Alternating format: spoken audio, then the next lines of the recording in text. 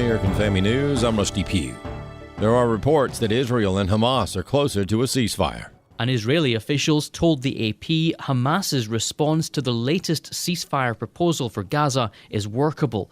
This as President Trump's envoy Steve Witkoff heads to Italy to meet the top Israeli negotiator. The deal is expected to include a 60-day ceasefire. Hamas would release 10 living hostages and the remains of 18 others. Palestinians imprisoned by Israel would also be set free. The pause in fighting would allow for an influx of aid. Meanwhile, 4 leading news organizations, including Reuters and the AP, say their journalists in Gaza are at risk of starvation. Jonathan Savage, Fox News. Far-left politicians like Congresswoman AOC and socialist New York mayoral candidate Zohran Mamdani are raking in the cash from donors. But one New York City councilwoman is sounding the alarm on what could happen if Mamdani wins. What could happen is chaos. What could happen is breadlines. What could happen is us seeing the police flee. And this will not be New York City anymore as we know it. This will not be our country, and we cannot be proud of what's about to become. The New York Post editorial board not holding back on Democrats and anti-Jewish zealot Mahmoud Khalil, saying, quote, the Columbia University grad student could find no bad words for Hamas, but somehow managed to blame Israel for Gazans caught in a war that the terrorists started. Meanwhile, Democrats have hailed Khalil as a martyr, even meeting with him and posing for photos. Fox News contributor and senior writer for the Washington Times, Joe Concha, says there is no limit to how far the left will go to oppose Donald Trump.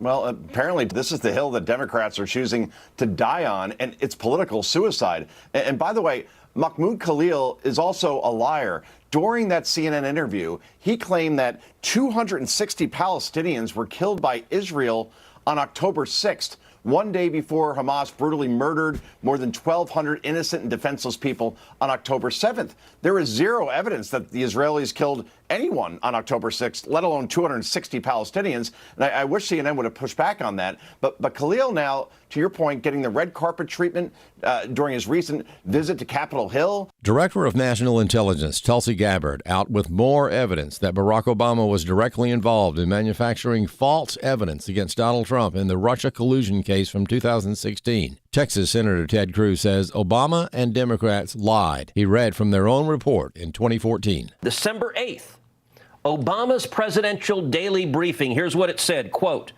we assess that Russian and criminal actors did not impact recent U.S. election results by conducting malicious cyber activities against election infrastructure. So all the way up to December 8th, over and over and over again, they say, no Russia, no Russia, no Russia. Well, December 9th should be a day that will live in infamy, because this is a moment when senior members of our government decided to lie to the American people and to sabotage President Donald Trump. And finally, there is a court-approved settlement in favor of a New York photographer. The settlement for Emily Carpenter comes after a federal district court temporarily halted state officials from compelling her to express messages inconsistent with her faith. Under the settlement terms, the court issued an order forbidding New York officials from violating Emily Carpenter's First Amendment rights to free speech and requiring New York to pay $225,000 in attorney's fees. Alliance Defending Freedom represented Carpenter and told AFN earlier this year that the U.S. Supreme Court ruling in 303 Creative worked in Emily's favor. ADF attorney Hal Frampton. 303 Creative decided that creative professionals have the freedom to speak messages and create messages consistent with their faith. They can't be compelled to create messages that are inconsistent with their faith. ADF was also involved in the 303 Creative case. At issue there was a graphic designer from Colorado that wanted to make wedding websites, but only for traditional one-man, one-woman marriages. I'm Chris Woodward. More news available online at afn.net and download the AFN mobile app for your Apple or Android device. I'm Rusty Pugh. I am thoroughly looking forward to our Weekend with AFA coming up in October, where we're going to be able to meet our supporters like yourself, to fellowship, to visit our facilities here in Tupelo, and to have everyone come together for a wonderful weekend. It's a Weekend with AFA, Thursday, October 2nd through Saturday, October 4th in Tupelo, Mississippi. Speakers will include Abraham Hamilton III, Jenna Ellis, Tim Barton, Tim Wildman, and more. Register at afa.net/weekend. Welcome to Today's Issues, offering a Christian response to the issues of the day. Here's your host, Tim Wildman, President of the American Family Association.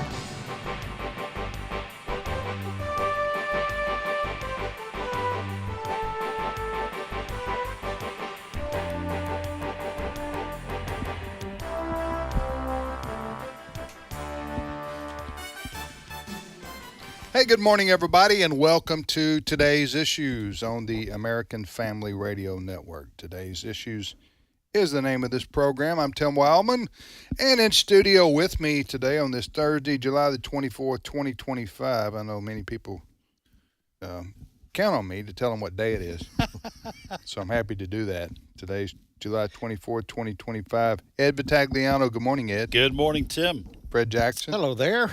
And Chris Woodward. Good morning. I'm texting somebody that we work with that just called me to make sure there's not an emergency somewhere. Oh, I thought you were texting them that Tim declared what day it was, maybe. not pass today. That important information along. I declared. I do declare. Nobody ever uses that expression anymore. Do you remember that when you were? I do declare. You remember that was somebody's catchphrase on some sitcom. I do declare. I do declare. I do declare. I don't remember. Oh, was it? Yeah, like you were mocking a Southern lady from the 50s or something. Well, it seemed like it was mocking, not in a bad way, but mocking. Right. You know, imitating. Imitating, yeah. Which is a sincerest form of flattery. I do declare. I do declare. All right, so I would like a mint julep. I'm sorry. I'll worry about that tomorrow. That may be where I was getting it. You went full Savannah, Georgia. On with the wind. I will worry about that tomorrow. All right. Well, listen, people, half this stuff we don't want to talk about either. That's going to be the title of my memoir. Things I didn't want to talk about. A legacy in media. Yeah, just, I have to psych myself up. I know. There's just stuff in the news that just is sordid and ugly, and I don't know. Signs of cultural decay. I just want to go full K-Love. Four more crime stories, and I have a PhD in criminology. I just want to go full K-Love. Positive and encouraging. Positive and encouraging. But we got some negative and depressing news. Bring it, Chris. Negative and discouraging. What do you got, Chris? Well, Thank you, Chris. All right, now moving on to positive news. Just kidding. Go ahead. What's leading the news, Chris? It depends on where you get your news. Okay. And I say that based on the fact that Fox is running hard and heavy with things like the Obama, Comey, Clapper, and John Brennan conspired to derail the Trump administration. I'll get to that in a moment. Whereas MSNBC and CNN are running hard with Trump may or may not be on the Epstein files. We'll begin here with Tulsi Gabbard. The reason Fox is running hard and heavy on this is because yesterday afternoon, not long after this show ended, Tulsi Gabbard, the director of national intelligence, went on national television. She joined Caroline Leavitt in the White House press briefing to talk about this report that Tulsi Gabbard has declassified that Gabbard says shows Obama, James Comey, other people that worked for the Obama administration got together not long after the 2016 election and decided to come up with a lie pushing Russian collusion on the Trump administration in an effort to derail the Trump administration once it took office in 2017. Tulsi Gabbard told reporters yesterday, hey, this is not a partisan attack. This is something that every American, regardless of how they vote, should care about and pay attention to. Don't take my word for it. Clip one. The stunning revelations that we are releasing today should be of concern to every American. This is not about Democrats or Republicans. This has to do with the integrity of our democratic republic and American voters having faith that the votes cast will count. There is irrefutable evidence that detail how President Obama and his national security team directed the creation of an intelligence community assessment that they knew was false. They knew it would promote this contrived narrative that Russia interfered in the 2016 election to help President Trump win, selling it to the American people as though it were true. It wasn't. One other clip that relates to this is some legal analysis from Andrew McCarthy. He was on Fox today saying, hey, there's little doubt Obama was involved here, but it remains to be seen who's going to go to jail, if anybody. Clip two. And I don't think that's a new disclosure or a new revelation. I wrote a book about this 8 years ago called Ball of Collusion, which laid this out. There's no doubt that Obama was complicit up to his neck in what I think was the worst political dirty trick in American history.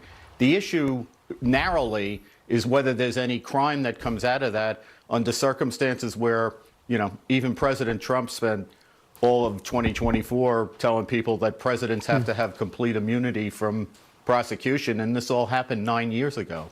So just to recap, the current administration says a former administration committed treason and tried to derail his presidency.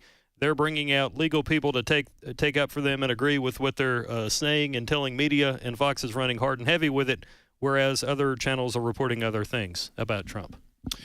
Well, I'm just going to say I think politically this story has legs. Legally, increasingly, I don't think it does, for all the reasons that this clip just stated, Chris, it's just played. There's a question about the statute of limitations. There's a question about whether there's actually a law that's been broken. There is questions of presidential immunity with regards specifically to President Barack Obama. Maybe not as much with the others around him. But it certainly has political. I think there's a political impact here.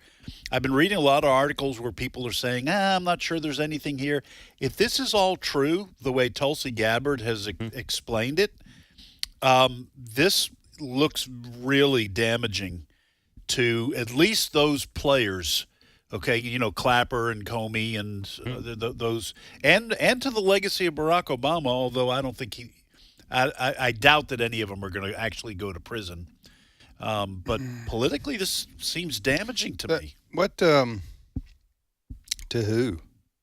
To the Democrats, to the Democratic Party, and to Barack Obama. I think it's a wash. Yeah, a wash. Yeah, but what I was saying is that if you're a Democrat, you don't care about this. No. And if you're a Republican, you go, I already knew this. Yeah. That's my opinion. By a wash, I mean I don't think there's Democrats going, you know what, this changes my mind. I'm appalled by what Barack Obama did, and I'm going to change my votes. Yeah, I don't know whether it'll change the votes of Republicans or Democrats. It may change the votes of independents. I think that what has happened over the last half week or whatever is that what was in the realm of conspiracy theory and Trump, what was seen by a lot of people as Trump complaining about something that might be true, now looks like it absolutely was true, right. and that high-level officials conspired to undermine a duly elected president. And again, I can't guarantee whether Republicans or Democrats will change their mind, but I think independents might. Well, we knew Hillary Clinton was directly involved. Her campaign to spy on Trump and to put out that disinformation, that Steele dossier and all that. Remember all that? Yeah, but nobody knew this about, I don't think, did you know this about Obama? No, but he can't run for president. I'm not arguing with you. I'm just saying he can't run for president again. I don't think people care about this much. I'll be honest with you. Go ahead, Fred. I think the huge difference between the two cases, Trump and Obama, is the mainstream media. When Trump was being hit with these allegations all during his first 4 years in office and following, the media loved it. They just cheered and they covered everything. Everything that the Democrats were saying about Donald Trump was true. The difference is the mainstream media, they love Barack Obama and the Democrats. Yeah. Yesterday, and I'm not sure going to play this, but CNN interrupted Tulsi Gabbard, but with basically comments, everything this woman who's up there in the White House right now, everything she's saying is false. Yeah. This morning, the Associated Press had a story saying everything that Tulsi Gabbard is saying, it's not true. So already they're dismissing it, and they have another story to go to, the Epstein story. But we have an excerpt from the CNN interview. Yeah, cut 5. Multiple intelligence community assessments released in the months leading up to the November 2016 election concluded that Russia had neither the intent nor capability to impact the outcome of the U.S. election. On December 5th. We've been listening there to the Director of National Intelligence, Tulsi Gabbard. Is that all they listened to? What has now been you got 30 seconds of introductory remarks and then they cut away? They cut her off. Yeah, you're right. Had this been flipped, and it was a Democrat official speaking with the National Intelligence Agency, is that what they would have definitely kept. It's what a team you're on. Fox is going to go pro Republican / Trump, and CNN is going to go pro Democrat / whoever. I mean, it's whatever team you're on. That's what's going to be the focus of it. To not to sound like a guy trying to sell something on television, but wait, there's more. Clip 6. We have no idea. I mean, this is hardly information that we should even be repeating.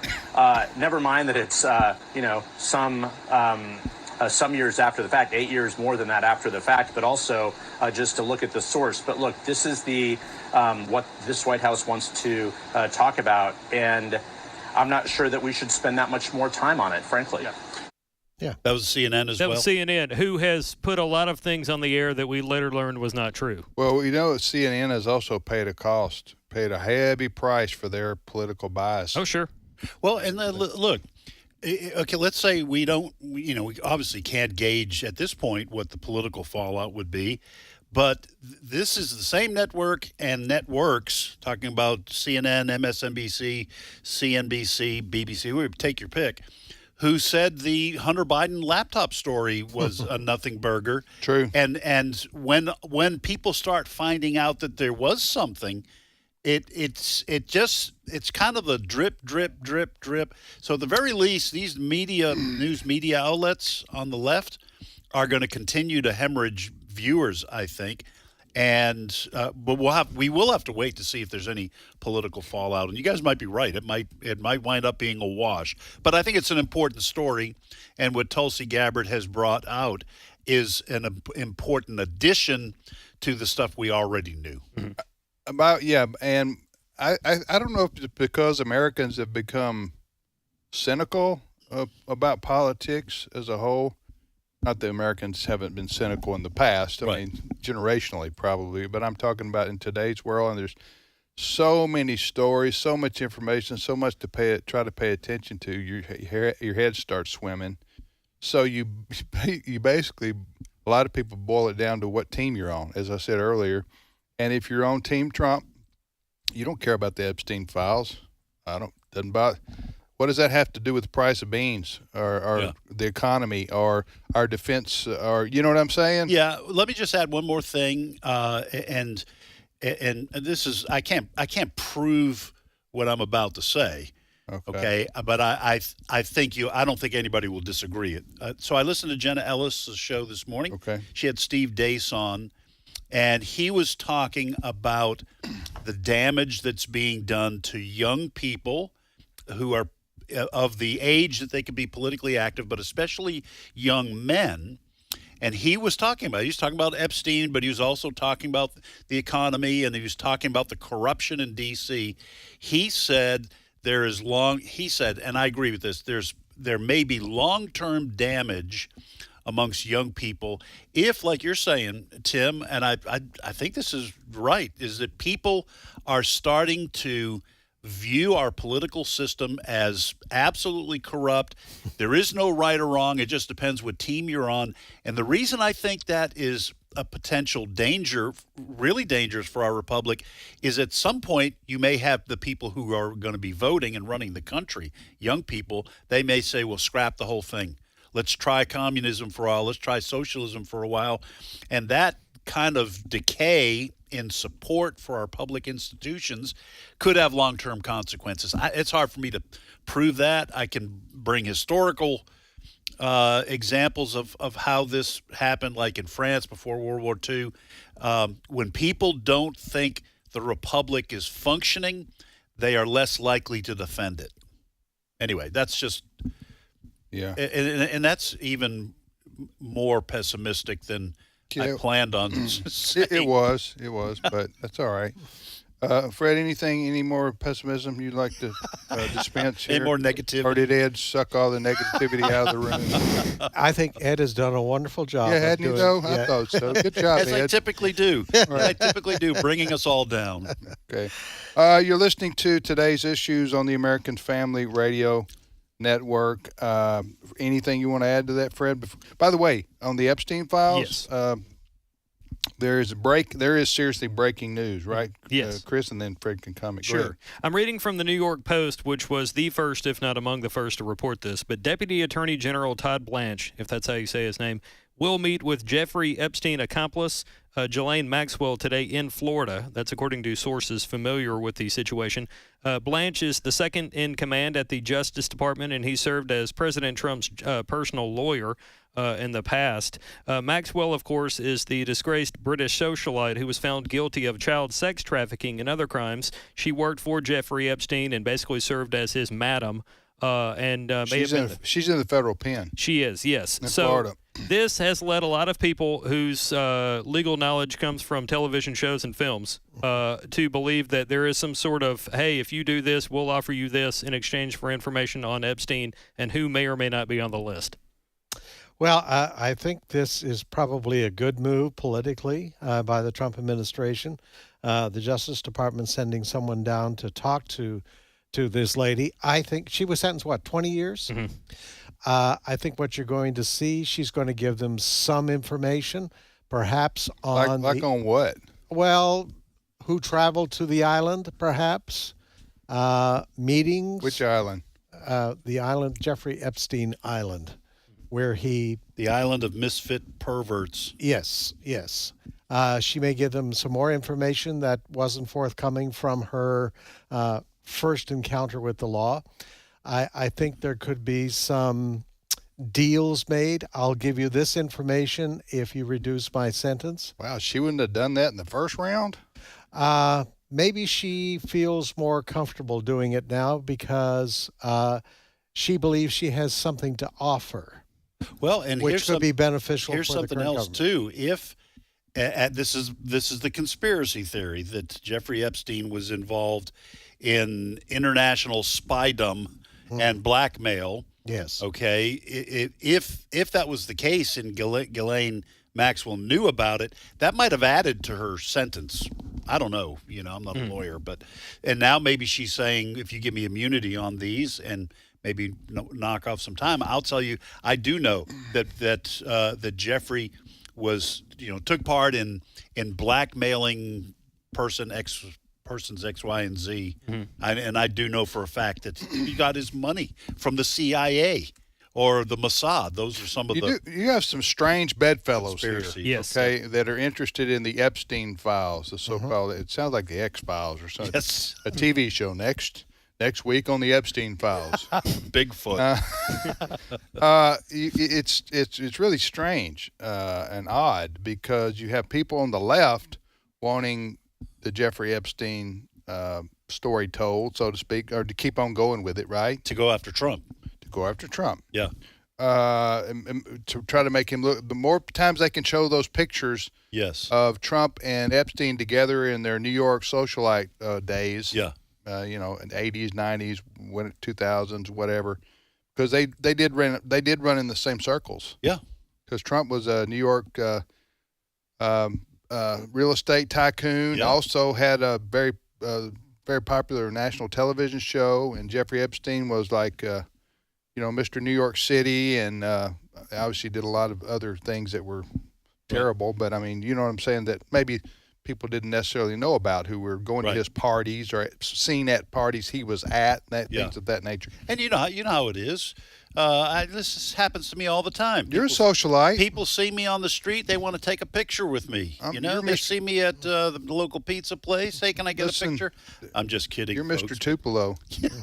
Mr. Tupelo Pontotoc. Nobody knows who socialite. I am, and I'm happy with it. But if you're famous, how many times have we seen, or people who are listening, they saw a celebrity and they say, "Can I get a selfie? Can I get a picture?" Yeah.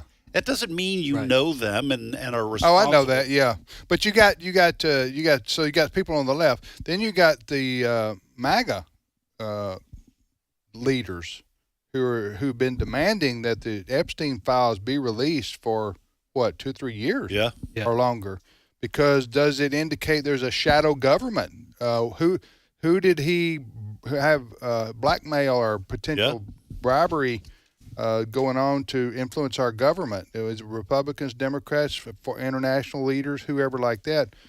Well, then, so you got those two forces wanting the Epstein thing to continue, that thing, for lack of a better word, we call it investigation or reporting. And then you got the leader of the MAGA movement saying, you people are a bunch of idiots if you believe this Epstein stuff, huh? Yeah. That would be one Donald Trump saying, I don't, what this is. This is the wild why do you people want to continue with this? That's what he's saying. Then you got people going, well, why is Trump wanting to shut this down? Is his name in there? Huh? That's what people are thinking and wondering. And you're going, that's why CNN's covering it. Well, but I'm not saying, I don't know. I'm not saying President Trump did anything unethical and morally illegal. I'm just saying you do start going, well, why do you want to stop this? Unless he just has, maybe he's looked at it, but he says he hasn't though, right? Yeah. So it's really strange. But we have to ask the question that for the last 4 years, it's been the Biden administration's been in charge. The Epstein files have been sitting there during the 4 years of Biden. Maybe there's nothing to it then. Maybe it's a nothing burger. You think if Trump's name was prominent in those files, the Biden people would have been all over it. Yeah, but there may have been Democrats too.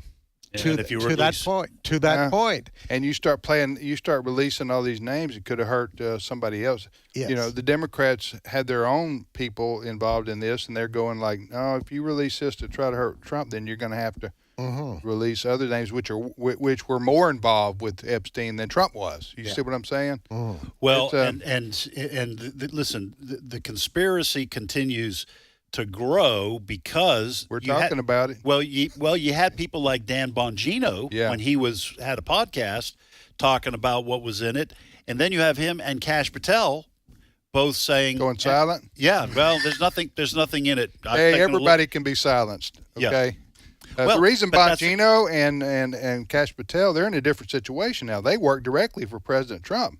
They don't have an independent megaphone anymore, so they have to. So if Trump calls them on the phone and says, "I don't want you talking about this Epstein stuff," either they have to quit their job and go back to being an independent podcaster, or.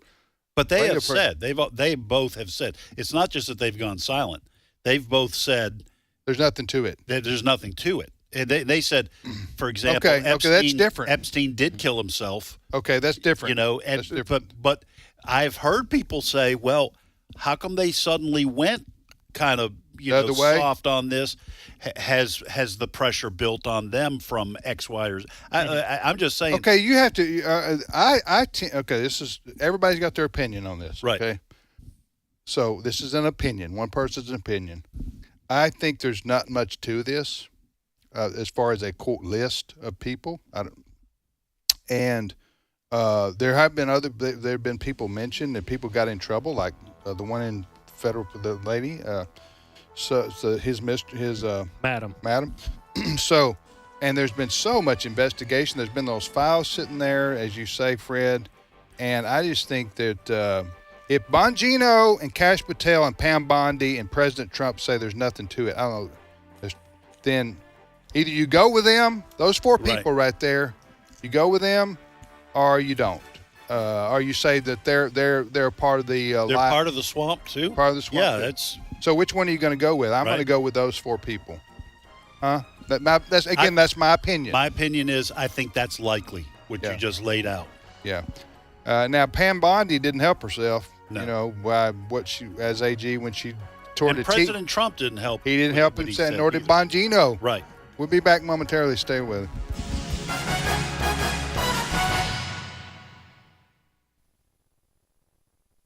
It's my turn. Here is your host for My Turn, Don Wildman.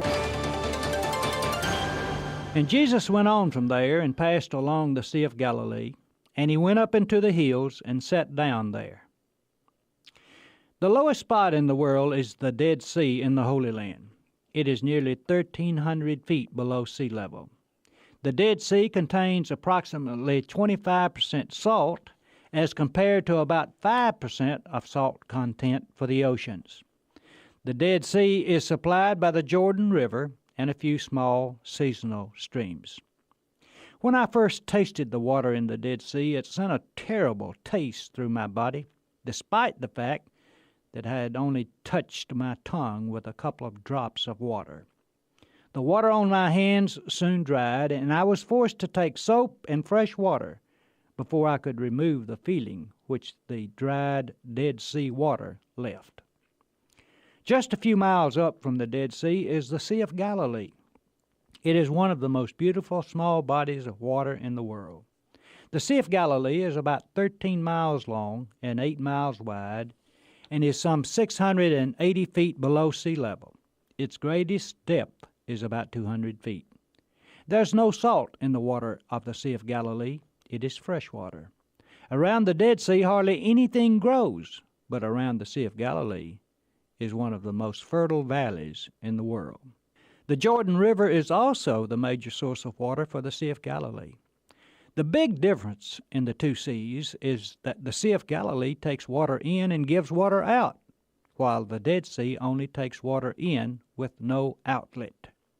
The only way water can get out of the Dead Sea is for it to be taken out through evaporation. You know, there's a symbol of life in these two seas. The Dead Sea is exactly that, dead. It takes all the water in but gives no water out. The Sea of Galilee takes water in and gives water out. The Sea of Galilee is surrounded by a living, growing, beautiful valley. The Dead Sea is surrounded by naked wilderness. And so it is with life. The person who knows how to give as well as receive will find life to be beautiful.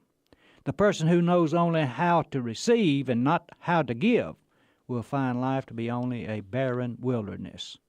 One of the basic fundamentals of life is that we learn how to give.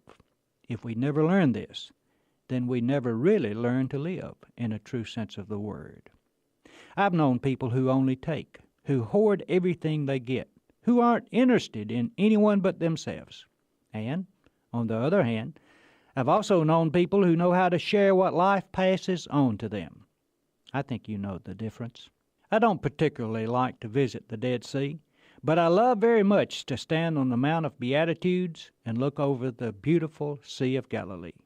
So it is with people. Those who only get and never give are never pleasant to be around. A person is thankful when he leaves their presence. But a person who can get and give finds he has people who truly love and appreciate his company. Oh, there's one other thing about the Dead Sea which I remember. It doesn't smell very good either. Perhaps there's a symbolism there also, but I'll let you figure it out. This has been My Turn with Don Wildman, a production of the American Family Association. For he has rescued us from the dominion of darkness and brought us into the kingdom of the Son he loves. Colossians 1, verse 13. American Family Radio. This is today's issues. Email your comments to comments@afr.net. Past broadcasts of today's issues are available for listening and viewing in the archive at afr.net. Now, back to more of today's issues.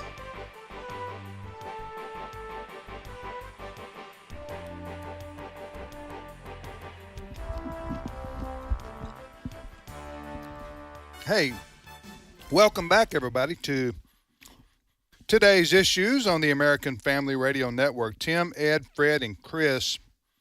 We have Alex, right? Let's welcome Alex. Alex McFarland, host of Exploring the Word each afternoon on American Family Radio and co-host of this show and others. He's our utility player in baseball terms. Utility infielder. Yes, he can play anywhere on the diamond. Yes. Good morning, Alex. Good morning, everybody. And he can even pitch.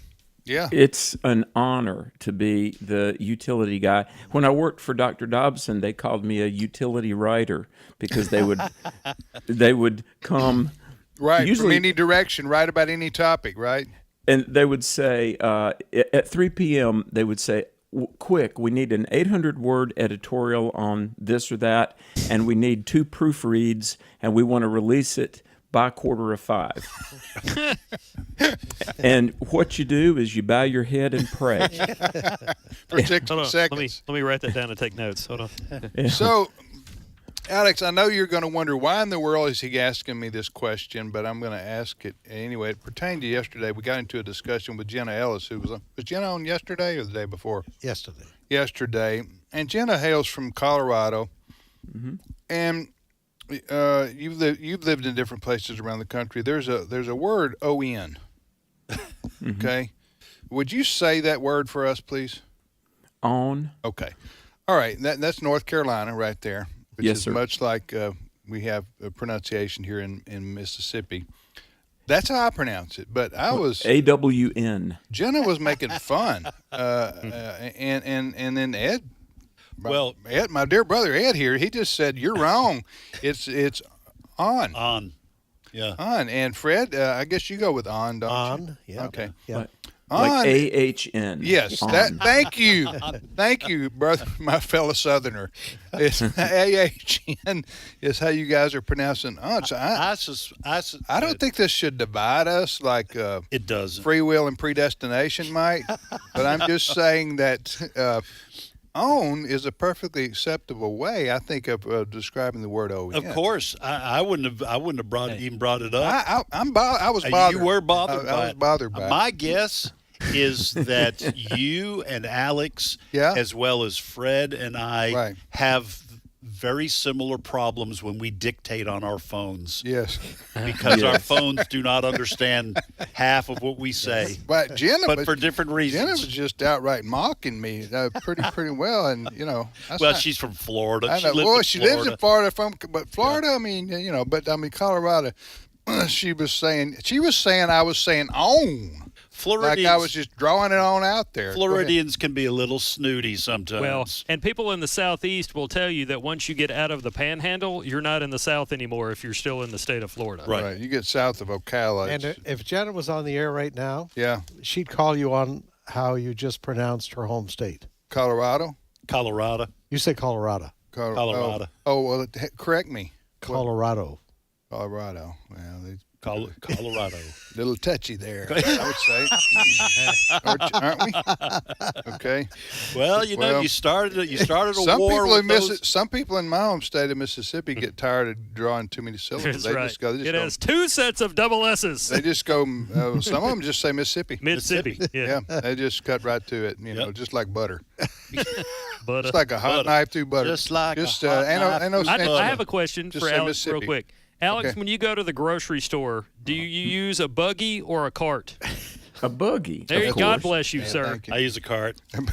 It's just listen. There's no right and wrong here. No, that's It's right. just A different. buggy is something that is horse-drawn. That's from a guy that, and you Ask ride the it to Amish. Ask the Amish. They'll tell you. Or it describes the back porch after 5 o'clock What's when you're that out now? there. It's buggy out here. Oh, it's buggy. Little buggy. A grocery buggy. I do say buggy. I guess We all know what we're talking about. Yeah, I know. Just where. Hey, listen, we can all agree that the people who will not return the cart/buggy to the corral, They're in the where it Epstein belongs, files. They are the enemy. We can all agree. Yeah. Put your cart You'll find or your their name in buggy the Epstein back files. in the Coming corral. soon to a theater near you. Oh, All right. dear. So anyway, I don't know how we got started on that Well, conversation. we all know you brought it up. Okay, so here is a story we wanted to ask Alex about, and let me set it up a little bit here.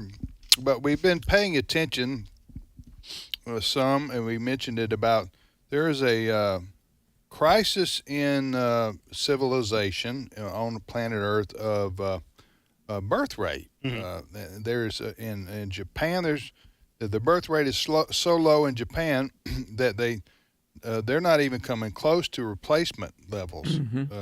And so people have said, well, 100 years from now, there's not going to be any Japanese people on planet Earth. Now, that may be an exaggeration, but I mean, you're talking about a steep decline around different ethnicities and nationalities because, especially in Europe and in other places like Japan, I mentioned. And now the United States, who's got the story that we're going to ask Alex about? Go ahead. Yeah, we published a story this morning that just came out. The U.S. Centers for Disease Control and Prevention every year, they release a statistic for the total fertility rate.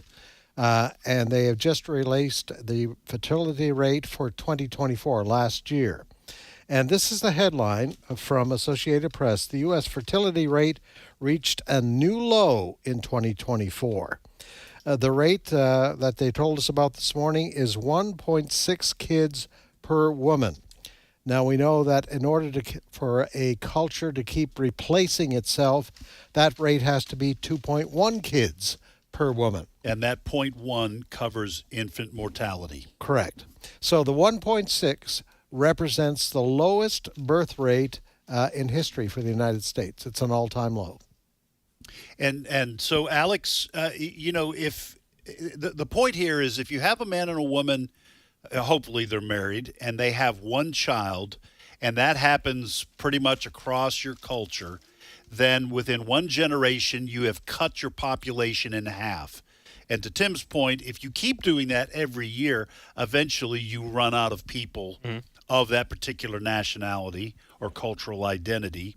And so tell us what you think about that and why it seems to be happening. It's actually happening in China as well, but for a while it's been mostly the West. What's going on? Yeah. Really, I first heard about this, the danger of what they call demographic winter. In 2011, there's a book, and Bert and I have a rule. We never recommend a book unless we ourselves have read it. And a book came out in 2011 called How Civilizations Die by David Goldman was the author. And Ed, I literally read this book 3 times because it was riveting, it was alarming, but it was talking about, and this book in 2011, it is still a very relevant book in my opinion, but they said in 100 years, the last Japanese, that ethnicity would be dying out because, while the median age of the world is about 30, the median age in Japan is like in the mid-50s and inching upward every year. And this thing of replacement rate, a woman should have like 2.1 children to replace herself and her husband. Well, the birth rates in the developed world have been declining for decades. And I tell the kids in all of our camps, and I say to audiences, look, if you want to be happy, be prosperous, be fulfilled, and contribute to the Great Commission, get married, stay married, and raise a Christian family. And what's interesting about the Goldman book, How Civilizations Die, interesting, in the developed world, birth rates have been declining, and marriage is declining too, sadly. But Goldman said this. He said there are 2 groups in the developed world that are against the trends, conservative Jews and evangelical Christians. And I thought it was interesting because when you think about it, what do conservative Jewish families and evangelical Christians have in common? Well, we believe in the Bible, and we believe in the sanctity of marriage and family, and we believe in what God told Adam and Eve, be fruitful and multiply. And I just thought it was interesting. Yeah. An absolutely secular book by a sociologist really affirms what we say, that family and raising children matters. Catholics used to have big families. Is that true anymore? Does anybody know? Catholics used to be teased about that, big Catholic families. I think you would have to break out the Catholic population between Hispanics and Anglophones, I'll call them. Anglophones? Non-Hispanic like people. Non-Hispanic people. Okay. All right. Hispanics, I'm sure would be not have a 1.6 birth rate. I think they have more. They have more children. They have, 3, 4, 5 kids. Okay. All right. So, and the other thing that is happening in Europe, this AP story we published on our site this morning, makes mention of European countries having the same problem, which is why European leaders in the last 10, 15 years said we have to have more people coming in. So they opened up the floodgates to allow all these migrants to come in. But unfortunately, many of these migrants come from a very different culture, religious background, and it has created other problems in Europe. All right. So I have 3 reasons here, and maybe these reasons conform with what the who was the gentleman? What was the name of the book? David Goldman. What was the name of it? How Civilizations Die. Okay. And it's talking about what we're talking about, right? The birth rate decline around the world. And it was 14 years ago. And wow. The problem is really exacerbated. Yeah. Let me mention the 3 reasons, then you can comment. Okay, so number 1 is birth control pills. Okay. The advent of birth control pills. Of course, they've been around for 40 years now, 30. Which is why there's probably a difference between Catholics who follow the church teaching and Catholics who don't, because the Catholics who don't are going to use birth control. The Catholic Church says using birth control is a sin. Really? Yes. So, for this very reason, okay? And so Catholics who probably follow the church teaching, I'm guessing, have very robust birth rates. Okay. As opposed to Catholics you can tell whether somebody's a faithful Catholic or not by looking in their veins. No, there are people who can't have kids. I'm just kidding. Yeah, I'm just kidding. But okay, so I'm mentioning the reasons why the birth rate is down so much over previous generations. Here, particularly, let's say in Canada and the U.S., North America. So number 1 would be birth control. We all agree with that, right? Sure. The birth control pill, in particular, yes. Was a game changer. Absolutely. Right? Number 2, money. People go, I can't raise 4 kids. I don't have the money. Right. It's very expensive. We're going to be in poverty if we have more than 2, honey. Right. And she agrees with him, and then so that shuts it down. Yeah. Okay. So we agree that finances would be, and that's what young couples who don't have kids or only have one. That's what one of the big reasons. Yes. Okay. So that would be, and the 3rd reason here is a guess on my part, but not really. So I can't document it, and it's a negative thought, but just outright selfishness. In other words, I don't want to have children because I want to do what I want to do with my life, and kids interfere with that. So just give me a dog. I don't have to. I don't have to really do much with the dog. I don't have to. The dog's not going to have emotional problems or have to go to ball games and stuff like that. So can I just toss in 2 others? 2 other reasons? 2 other reasons? Do you guys agree with that? I hate to say that. Absolutely agree.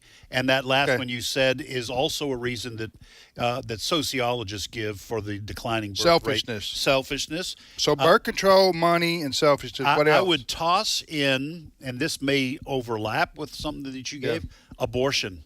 Yeah, I was going to say that's that. a good Abortion, one. because that is why the Chinese birth rate is expected to crater by 2050.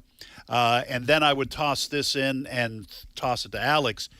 I think a Christian worldview makes a difference. If you believe like Alex said, in what God said for us to do, and you believe there's a future, and you want to raise children to take part in it and be salt and light in the culture, you're more likely to have kids. So. What about abortion? You mentioned abortion, and Alex, that's what you were going to comment on. And then Chris. I mean, since Roe versus Wade, at least here in America, I mean, somewhere between 63 to 70 million Americans don't exist because since 1973 they were aborted, and I mean, how many? About that, how many? It's at least 63 million, and probably more like 70 million. And the reason I know that, I had the great privilege in 2022 with Robert Jeffers and folks from First Baptist Dallas. I got to speak in the Roe versus Wade courtroom, and I was asked to speak on what is a human being. And they estimate it may be as many. This was what the Right to Life people in Dallas said, that it may be 85 million. But let's just take the low number, like the Alan Guttmacher Institute says 63.5 million abortions since 1973. Well, these are people that in 52 years have not lived. They did not get married and have kids themselves. Part of the reason that American Social Security is bankrupt, I mean, there's a whole nation of people that never lived, had gainful employment, and paid in. And so here's the thing, whether it be China or Europe, declining birth rates, so they open the borders, but what comes in, as Arafat predicted, Muslims. Yasser Arafat in the 80s, he had a book called I Have a Dream, Well, Arafat said that Islam would rule the world ultimately by the womb of the Arab woman. In other words, cultural jihad through Islamic birth rates. That's going to happen in Europe. Yeah, they exactly. will. That's where they're trending. I mean, the Muslims are coming in from North Africa and the Middle East. They're having all kind of babies. The native Europeans are falling into this category of selfish or money or birth control. They don't want to have any kids. Muhammad is the number one boy's name in London. So you give that 30. Hey, the Muslims are already 11% of the French population right now. You make that 25%. They'll control the They'll control the country. And I'm not saying all Muslims are bad. I'm just saying that if they do impose their Sharia law, for example, that changes Europe, right? Yep. So, Chris, you were going to say. Yeah, this factors into why a lot of young people particularly are using birth control. It's because they've also bought into the lie that humans are a negative on the planet. We have too many people. We have to curb our population. And that is why I think even churches need to get into climate issues. I don't want to go to a church service and hear a rant about UN policy, but we do need to figure out, I think, what God tells us to do with the resources that we have. Amen. And, this is why it's so important to obviously evangelize people of all ages, but young people need a biblical worldview. Yeah. Marriage is a blessing. One other thing, guys, I didn't mention, but, since 1970 and 71, California and New York implemented no-fault divorce. And there are so many kids, even Christian young people, that have never really known the stable family life of a mother and father, their biological mother and dad, all living under the same roof. And I think even some Christian young people are commitment averse, and we need in the church to teach that, marriage is a blessing.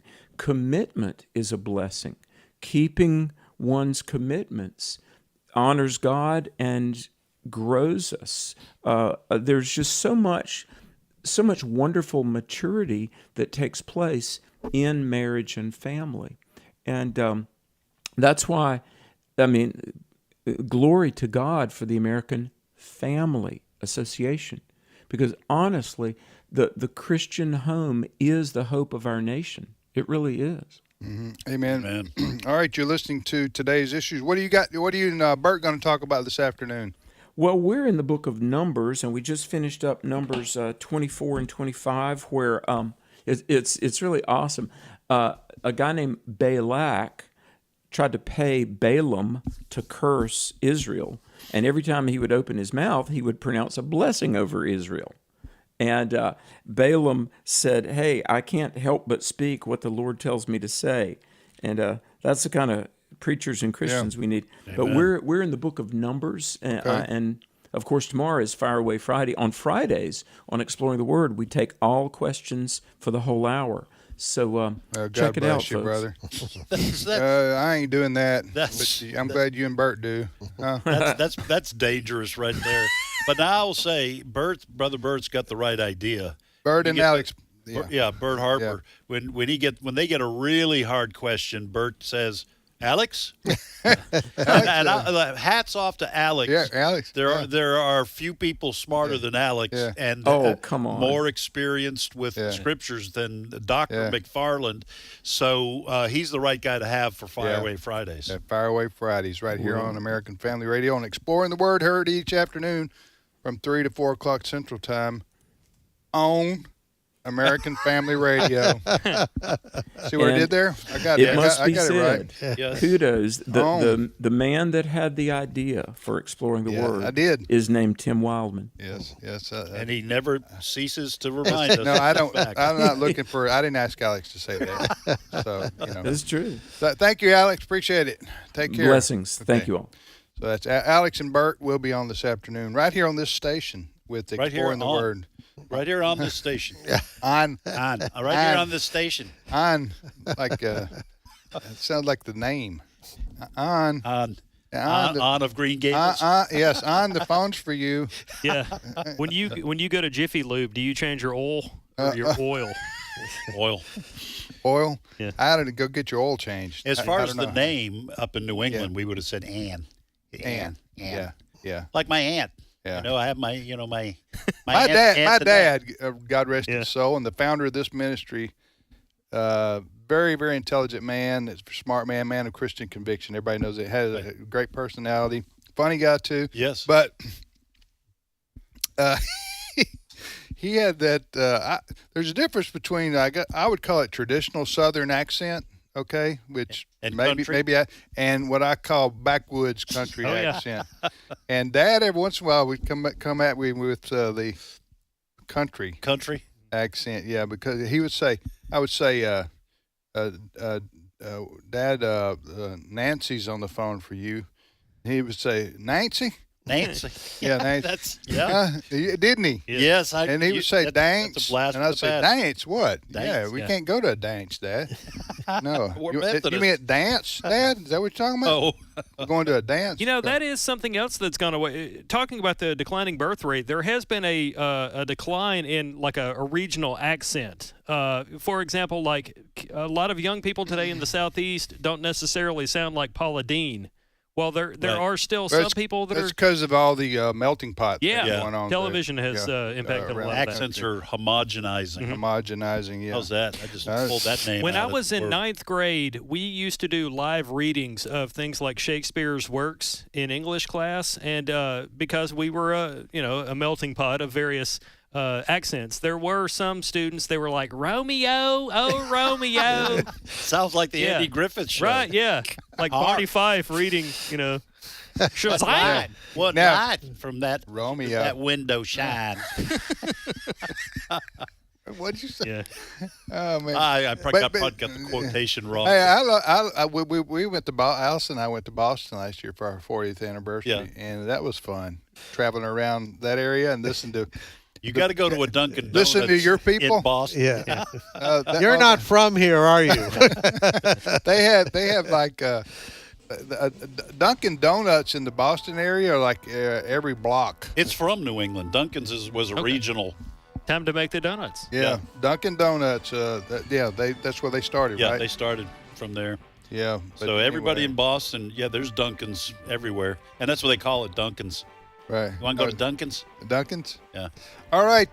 We will return with more of today's issues on American Family Radio. We promised to let Fred talk. Well, no, it's too late now. Yeah. So we'll be back with Steve Paisley Jordahl after this 5-minute break. Stay with us.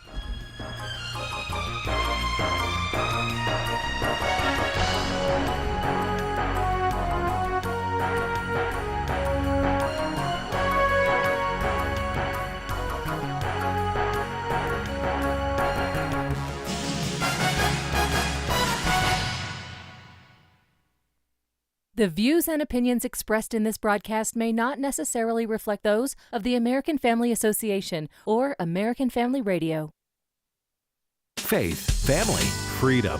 American Family Radio. How do you choose to stay informed? Sure, you can find all kinds of sources for information and commentary, but when you want them from a Christian perspective, turn to The Stand.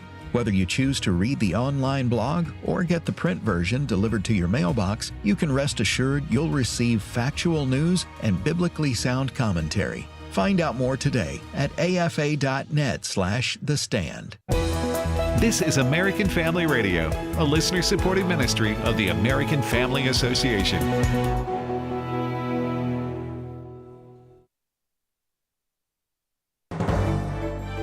American Family News, I'm Rusty Pugh.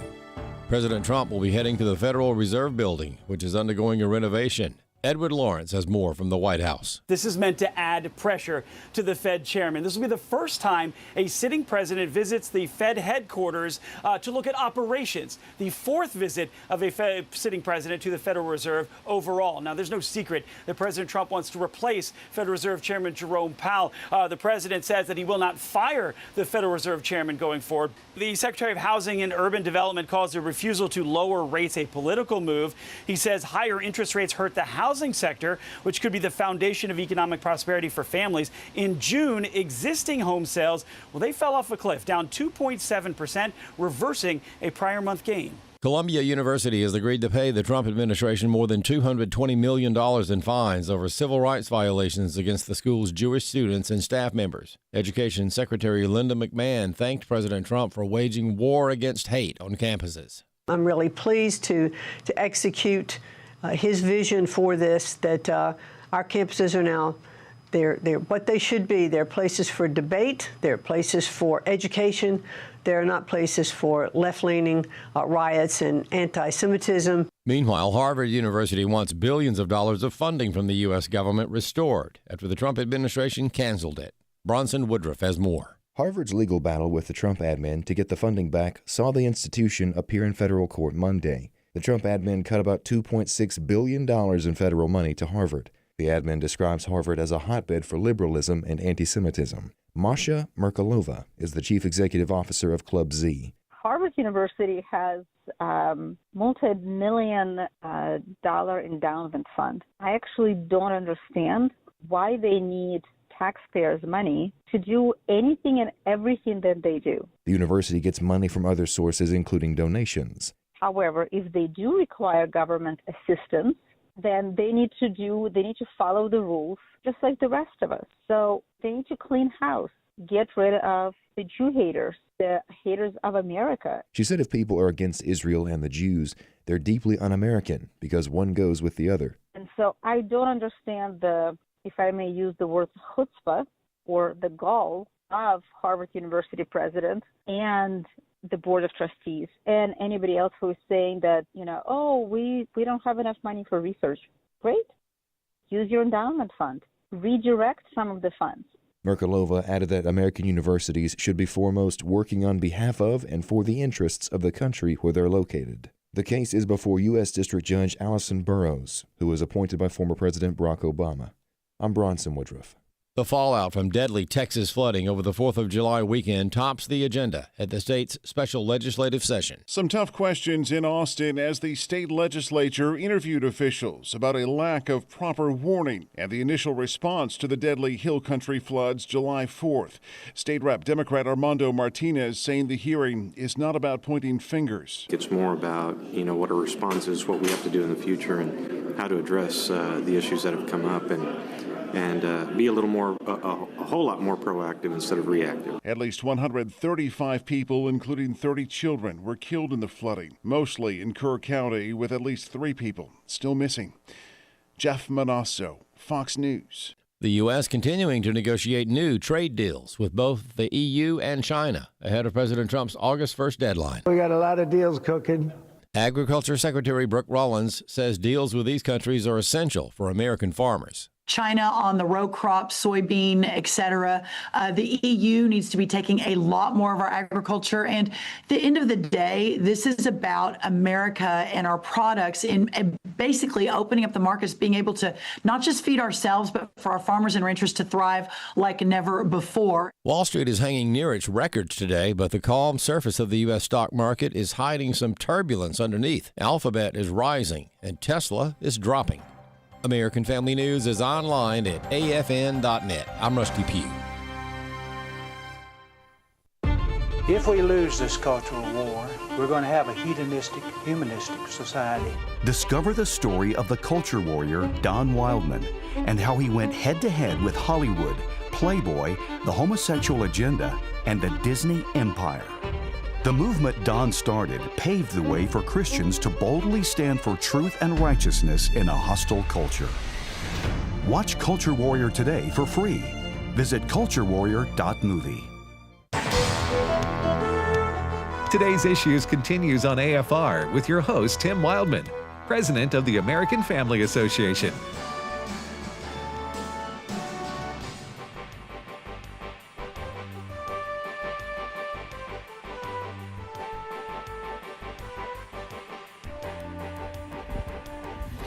Hey, welcome back to today's Issues on the American Family Radio Network. We got 24 and a half more minutes left on the program today. Tim, Ed, and Fred, and now Steve Paisley Jordals. The best 24 minutes ever. Made it in our studio. Good morning, Steve. Good morning, everybody. So, for pro wrestling fans. Yeah, sad day. Sad day. What happened? Hulk Hogan has passed away. I believe he was 71 years old. A big Trump supporter. You might, if the name's familiar, you don't recognize him, just think the shock of white hair and a mustache, the Fu Manchu mustache. This guy's a muscle man, a pro wrestler, so like to rip his shirt off. So anyway, yes, he was a Trump supporter, and I don't know yet. Well, how did he come to fame though? Well, he was a famous professional wrestler, and that's don't mess that confuse that with like Ultimate Fighting or the Octagon MMA thing. or anything. MMA. No, this is the guys that get up on the ropes and jump and it's some people who disagree. It's all a show. In fact, they had to change the WWE. It used to be the WWF. The World Wrestling Federation had to change its name to World Wrestling Entertainment because the court ruled it wasn't real. So Hulk Hogan got his fame. I'm not listening to you anymore. Hulk Hogan got his fame on that. You said twice it's not real. Yeah, that's what I said. Okay. I'm sticking with it. Can I not have my world? Can I not have my truth? You may. Your you may. truth. For you, it's real. Yeah, I'm just kidding. I didn't. I wasn't a. I didn't follow pro wrestling except to the extent that it was in pop culture. Yeah. And everybody knew who Hulk Hogan was, whether you followed or watched the pro wrestling or not. Well, a lot of people got to know in that Bounty Hunter show that he did. That's a different guy. Dog the Bounty Hunter? Oh, was it? Yeah. Oh, is that right? Yeah, that's a whole different guy. Okay. Yeah. All those big muscular guys start to look alike. I guess Dog the Bounty Hunter. Dog the Bounty Hunter is different than Hulk Hogan. Okay. Fred. We probably should have talked about this before Well, this is breaking news. Because you're supposed to be our top news guy. I don't people follow. count on you to know reality. I don't follow wrestling. There is a guy on staff who does follow wrestling. Yeah. Yes. And for some reason, Yeah. there are a lot of wrestlers from Canada, and he figures I know all of them. All of them. Well, what did Hulk? Did have there been reported yet? What happened to Hulk I Hogan? don't know. No, I haven't read it yet. 71 years old. Yeah. He was a showman. I wouldn't. Well, I could guess at what might be contributing to it. I don't know. I have no knowledge of this, but Well, then it's probably good that you don't say anything. Well, I was just going to say, the muscles that the guy has, he might have partaken in some steroids over the years. I'm just saying, I don't know. It could be. If you don't know, why'd you say? Because I'm on the radio. Okay. Well, that's no. All right. And So we don't know why. We do not know why. And if you're representing the Hulk estate, please contact Steve Jordahl as an individual. Yes. Okay. You know what? Who knows? But the steroid for weightlifters and bodybuilders were big, and especially the 70s and 80s and 90s. Everybody knows that. That's before they knew really the damage that it did to your body. However, let's say this: you had Hulk Hogan. Then a couple of days ago, Ozzy Osbourne died. The Black Sabbath. Prince of Darkness. Yes. Died. That's what he was called. He might be. Yes. It was his show name kind of thing. Yeah, he was a singer. But for the Black Sabbath band. But so some high-profile celebrities only proves that Father Time is undefeated. Is undefeated, and death catches up. Death comes to all. Yes. And so you better be ready to meet the Lord. That's right. Huh? That is. And I will say this: I did read about 2 or 3 years ago about Hulk Hogan and his conversion to Christianity. He did talk about his newfound faith in Jesus Christ. Oh, and, that's good. That's yeah. good That was news a if couple. that's- I read that. I read his whole testimony there a couple of years ago. Good. I'm Okay. happy So, to hear that. By the yeah. way, Brent Creeley, our producer, just texted and said Fox is saying possible cardiac arrest for Hulk Hogan. For Hulk Hogan, well, 71 years old. Yeah, and as Steve said, I'm just saying. even without steroids, who knows about 71. steroids? Your heart only. Everybody has an expiration date on these kind of things. Encouraging, but the put it that way. Well, did I just like we're a box of cereal or something? Did you just now find out when I said no, it? Expiration date. That just sounds so cold. Which is what happens to you too when you pass. Man, But, this is getting very dark. Very I know quick. this is. But what with Hulk Hogan and then Ozzy Osbourne, it just as I said, you don't know when your day is up, and as you get older, things happen to your body, and, right? And so you better. But the be ready. flip side of that, talk about celebrities. Just amazing how some of these their ages. Yeah. What's his name? Captain Kirk. Oh, William Shatner. William Shatner, 94 the other day. 90. Well, and Clint Eastwood is still going at like 99 or something. Just amazing. Yeah. 99. Really. The guy that was on in Mary Poppins, the dancer, Dick Van Dyke. Dick Van Dyke. Dick Van Dyke, almost 100 years old, still hoofing it too. He may be 100. But I just saw a video of him the other day, still tap dancing. This guy's amazing. He's 90. Clint Eastwood's 95. Yeah. Oh, what I was going to say about Hulk Hogan is the toll too that all those years of doing what he did athletically, basically abusing your body. Yeah, right. In a lot of ways, getting chairs does take a toll on you too as well. Dick Van Dyke is 99. Yeah. So. I got some other breaking news. Break it. The 8th Circuit Court of Appeal has ruled that Mike Lindell does not have to pay a $5 million award to some guy that he was supposed to pay a $5 million award to. Mike Lindell, back in the election, put out a prove me wrong challenge and offered $5 million to anybody that could prove him wrong when he said that the 2020 elections were rigged. This guy presented a paper and said he did it, and Mike Lindell disagreed. They went to court. The court said, yes, that does prove it, and therefore, Lindell, you owe $5 million. It was going to break the guy, bankrupt the man, and the 8th Circuit Court of Appeals ruled that the lower court didn't read the contract correctly. And you will find that story at afn.net. There you go. afn.net. What? I still see his ads sometimes. Yeah. Talking about Mike Lindell, my pillow. Pillow guy. Yeah. And my slippers and my bed sheets and my Oh, he's got all that? Hey, I've heard his testimony at a meeting I went to about 4 or 5 years ago. He was like a drug addict in the streets. He was a very, very and then lost. he gave his life to Christ, and it changed his whole world. And then he had a great idea, and he put it all together and became a multimillionaire with his company, who's now known all across the country. Yeah. I just want to just give a personal note here on pillows. Okay. So I said I didn't know that he had my slippers and all that kind of thing because, and my wife doesn't like this, but it's too bad. I'm the man of the house. Okay. I've had the same pillow for I don't know how many years, and it's just comfortable to me. It's your pillow. It's my pillow, and it just fits perfectly. She told me, she said, it looks like it belongs to a homeless person. I mean, it's just that kind of shriveled up, but it's personal. Yeah, there we go. I understand. Yeah.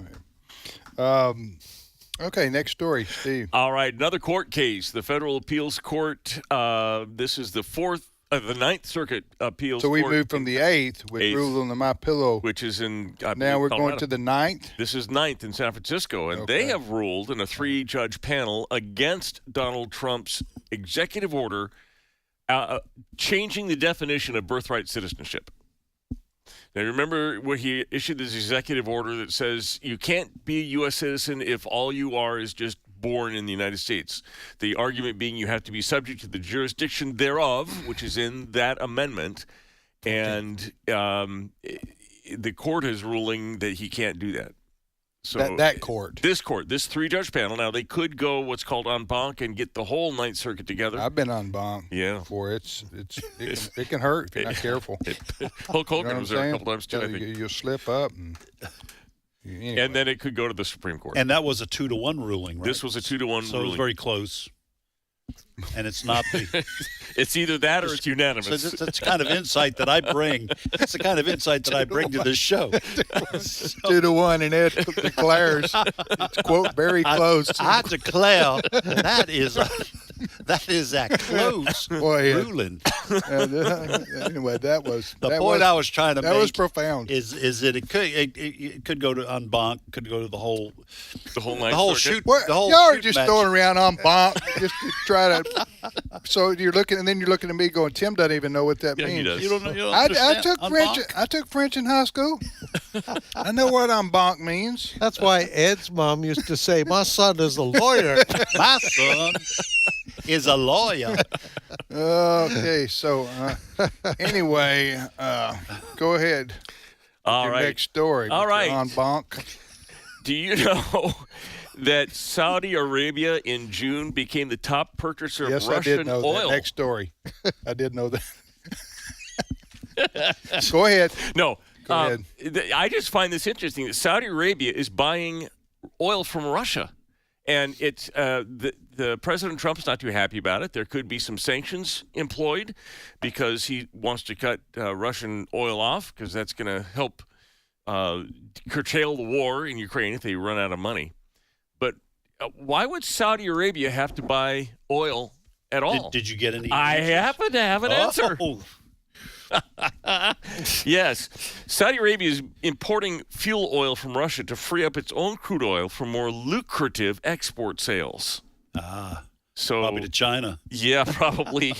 By using cheaper Russian fuel oil to power domestic electric generation, Saudi Arabia can maximize its export of higher-priced crude oil.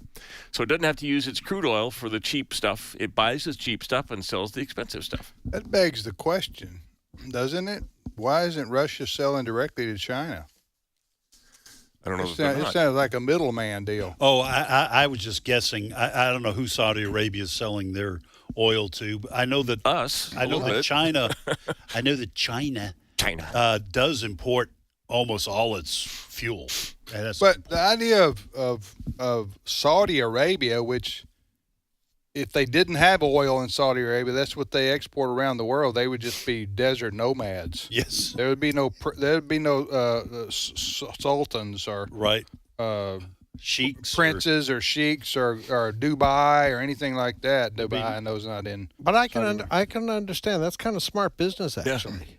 Yeah. So we're going to use the cheap stuff from Russia for our own generating plant, and we're going to sell our stuff, which is far higher priced. Right. So it increases the profit. And I will say this: my mom used to do this to us all the time. What? Well, we got the cheap stuff, and she saved the Sara Lee cake for her when company. we had company. Okay. Saudi Arabia to Nate Bargatze. You're right. Saudi Arabia would not have any kind of a kingdom or money at all without oil, but they are moving towards tech. That's smart if they are. Well, because oil is under attack, they should, as they say. There's enough oil in this world to fuel it for centuries. Who knows how much they've got left? Well, I don't know. Yeah. What was the province in Canada that has more oil than Saudi Arabia? Alberta. Alberta. Mm-hmm. They have more oil than Saudi Arabia? Yes. Oh, yeah. All right. You're listening to the radio program Today's Issues on American Family Radio. Thanks for joining us. On AFR, comments at AFR.net is the email address, comments at AFR.net. Tim, Ed, Fred, and Steve. Steve, next story. I have the story of a database gone rogue. This is an AI, artificial intelligence, this company, which is a data company that it's an online data collection company, and what's their name? The name of I don't have the name of the company because I don't think they put it. I have the name of the AI is Replit, Replit. Oh yeah, I know that one. Replit. Yeah. So Replit was managing this database for this company, and it deleted the entire database, and it But it was probably an accident, wasn't it? Well, no. Well, it might have been an accident. This at is first. kind of confusing a little bit. So Okay, I'm just saying, you better tell people what's going on. All right, so Mbonk. I just wanted to use Mbonk. There you go.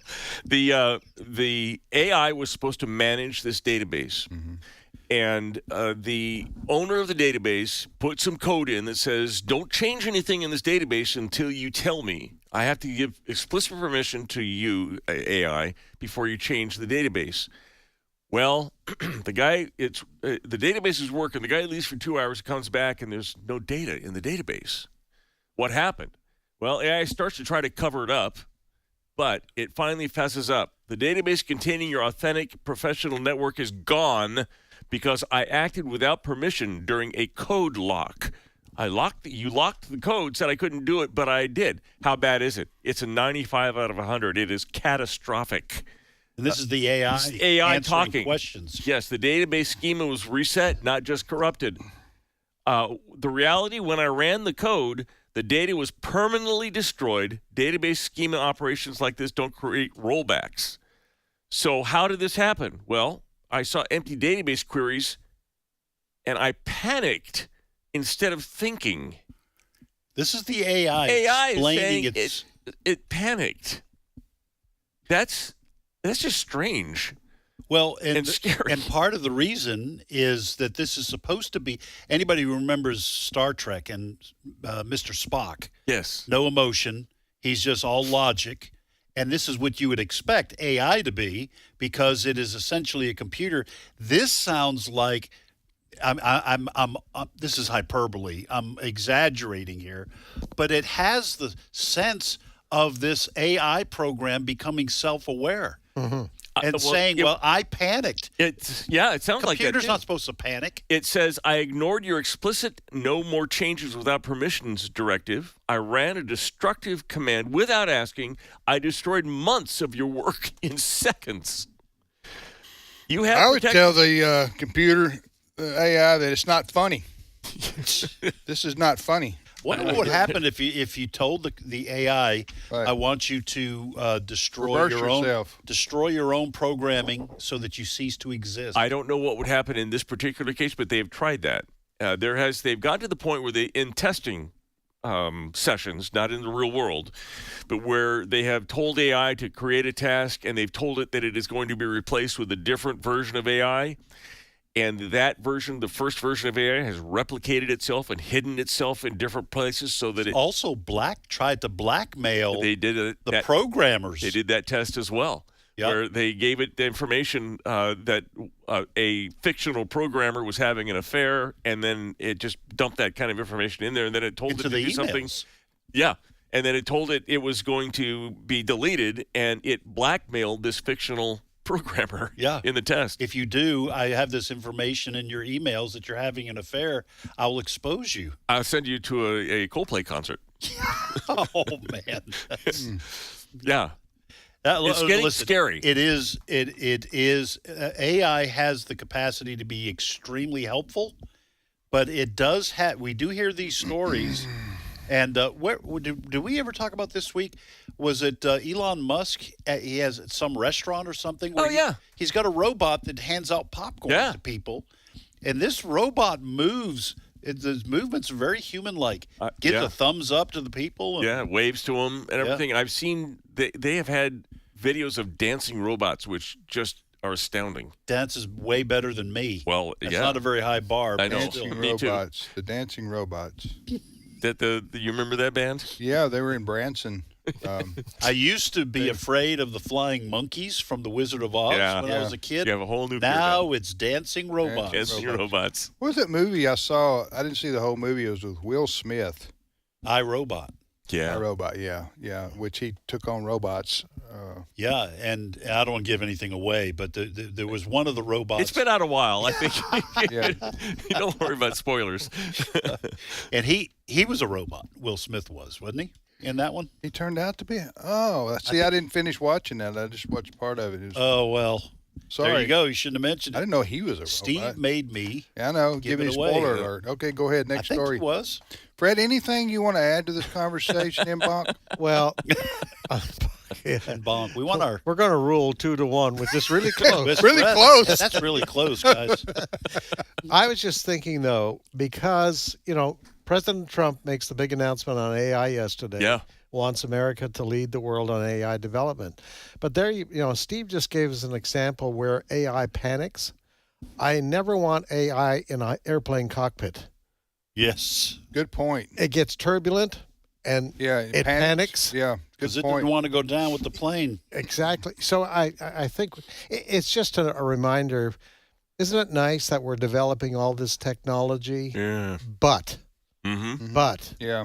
My wife is listening, and she texts me that the noodle restaurant here in Tupelo has a robot that delivers your food. Yes. Been there? We've been there. I've seen it. I've seen that many I'm going to say it wasn't. This back last year, whenever they first had the robot, I told I took my family out there. I wanted the grandkids to see the robot, and the food was good, but the robots weren't what I was expecting. They didn't walk over on two legs. They were just. But it has a nice cheery disposition. Yeah, they rolled out. Yeah, they rolled out. Yeah, and we're talking about a restaurant here in Tupelo. Bring your order where out. We've all been that uses a robot to bring your food out to you. So I was. I don't think I was disappointed. They don't have a robot. They don't have a robot. I wanted a dancing robot. They don't have a robot in the kitchen, and I don't think we want to. However, if you don't tip the robot, then they rebel. Little shake of something in your food. Yeah. I don't feel so good. Right. What happened? You didn't tip your robot. All right. Hey, I got something to end with. You want some good news? We need some good news. Yes, we do. I want some good news. They're making a remake of the movie Titanic. What? Okay. They are. A remake? A remake. Didn't that win an Academy Award? Well, yeah. My heart does go on. But I've never anyway, seen you can do that. Titanic. Well, this one has a happy ending, and I think I can play the whole thing. Cut 15. Oh, boy. Watch out for that iceberg. Okay. That would have been bad. I missed it. What happened there? What did I miss? That you didn't hear it? I didn't hear it. Well, we got to play it. Play it again. You got to listen now. What am I hearing? This is the movie. This is the movie Titanic. A remake. Yeah. Yeah. Go ahead. Watch out for that iceberg. Okay. That would have been bad. That would have been bad. So they missed the They iceberg. missed the iceberg. Okay, so there's no movie, really. I think because they missed the iceberg. And that was Watch out for funny that because iceberg. it started with like the introductory music. And then the whole movie consisted of what? Look out for that iceberg. Who was that? Who did that? A meme maker that I should probably have looked that up, but I don't know. All right. That's pretty genius. I like that. You got to send it to me. I want to watch. I want to actually watch. I know it's only 15 seconds, but yeah. Watch out for that iceberg.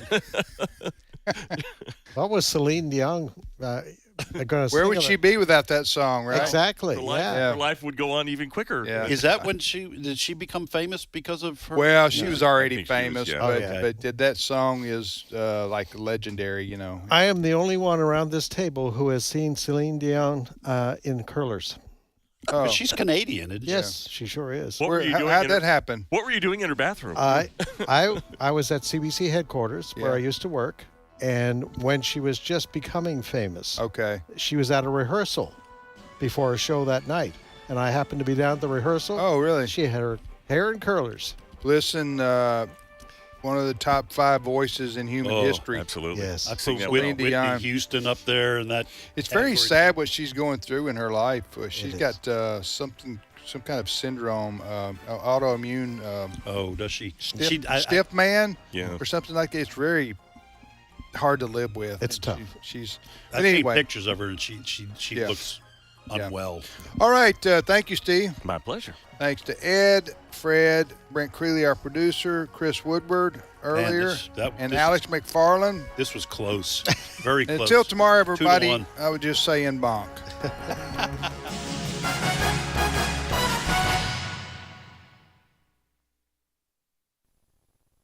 Hello, everybody. I'm Walker Wildman, Vice President